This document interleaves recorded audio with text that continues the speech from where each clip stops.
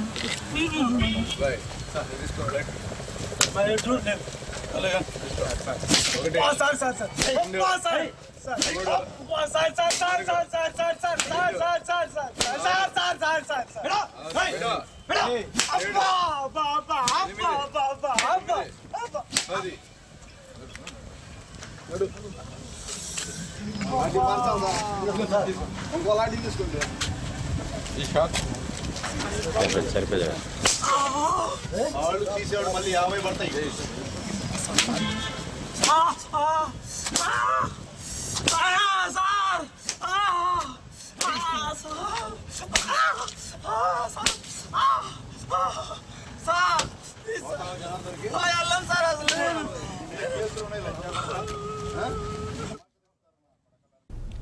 జగిత్యాల జిల్లాలో అమాయకులను టార్గెట్ చేస్తూ ప్రైవేట్